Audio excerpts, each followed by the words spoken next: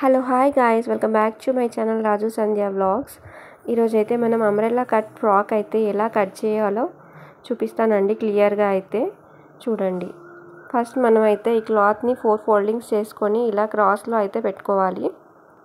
మనం క్లాత్ని అయితే కోన్ షేప్లో అయితే ఫోల్డ్ చేసుకున్నాం కదండి. పైనుంచి 6 ఇంచెస్ వదిలేసి కర్వ్ షేప్లో అయితే ఒక మార్క్ చేసుకోవాలి లైన్ అయితే. తర్వాత అక్కడ మార్క్ చేసుకున్న లైన్ నుంచి 31 ఇంచెస్ నీల్ లెంత్ అయితే 31 ఇంచెస్ తీసుకోవాలి. మనం మొత్తం అయితే 31 ఇంచెస్కి మార్క్ చేసుకోవాలి క్లాత్ మొత్తం. అండ్ ఇక్కడ చూపించిన విధంగా అయితే మనం మొత్తం కర్వ్ షేప్ వచ్చేంత వరకు మార్క్ చేసుకోవాలి. ఇప్పుడైతే మనం క్లాత్ అయితే కట్ చేసేసుకుందాం. మనకు అంబ్రెల్లా కట్ అయితే వచ్చేసిందండి ఇది కట్ చేసుకోవడం వలన. చూడండి ఒకసారి, చూడండి 4 ఫోల్డింగ్స్ని ఇప్పుడు మనం ఇలా ఓపెన్ చేస్తే అంబ్రెల్లా కట్ అయితే మనకి రెడీ అయిపోయింది. ఇప్పుడు అదే విధంగా మనం లైనింగ్ కూడా సేమ్ అదే ప్రాసెస్లో అయితే మనం కట్ చేసుకోవాలి. సేమ్ అక్కడ చూపించిన విధంగా ఫస్ట్ 6 ఇంచెస్ కిందకి కర్వ్ షేప్లో అయితే ఒక మార్క్ చేసుకోవాలి. అండ్ అక్కడ నుంచి డౌన్కి 31 ఇంచెస్ అయితే ఫస్ట్ తీసుకున్నాం కదా, మనం ఇక్కడికి 29 ఇంచెస్ తీసుకొని లోపల లైనింగ్ కాబట్టి 29 ఇంచెస్ అయితే తీసుకోవాలి. అండ్ ఇక్కడ చూపించిన విధంగా మొత్తం అయితే మనం మార్క్ చేసుకోవాలి. ఇప్పుడు మనమైతే 29 ఇంచెస్కి మొత్తం అయితే క్లాత్ మార్కింగ్ చేసుకుంటున్నాం కదండి. సేమ్ అదే విధంగా మొత్తం ఎండింగ్ వరకు అయితే మనం మార్కింగ్ చేసుకోవాలి. అండ్ ఇప్పుడు మనం కట్ చేసుకుందాం క్లాత్ అయితే. ఇప్పుడు ఇది కట్ చేసుకుంది అయితే మనకి అంబ్రెల్లా కట్ అయితే వచ్చేస్తుంది. సరే అయితే మనం ఓపెన్ చేసి చూద్దాము.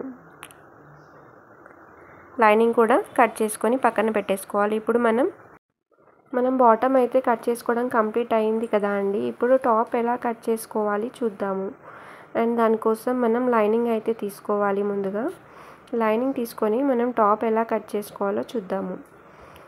మనం క్లాత్ని అయితే 4 ఫోల్డింగ్స్ అయితే చేసుకోవాలి. అండ్ మనం ఇక్కడ ఆర్మ్ విడ్త్ అయితే 16 ఇంచెస్ అయితే తీసుకోవాలి.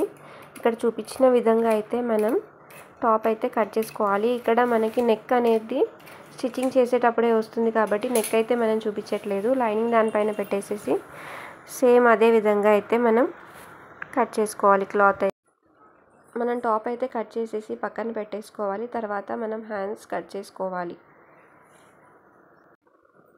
మనం ఇప్పుడు హ్యాండ్స్ కట్ చేసుకుందామండి. హ్యాండ్స్కి కూడా మనం 4 ఫోల్డింగ్స్ క్లాత్ తీసుకోవాలి.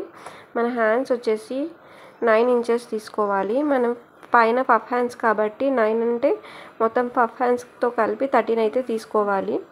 పఫ్ హ్యాండ్స్ వచ్చేలాగా 13 అయితే తీసుకోవాలి. మనం 13 ఇంచెస్కి అయితే మార్క్ చేసుకొని హ్యాండ్ కట్ చేసుకోవాలండి.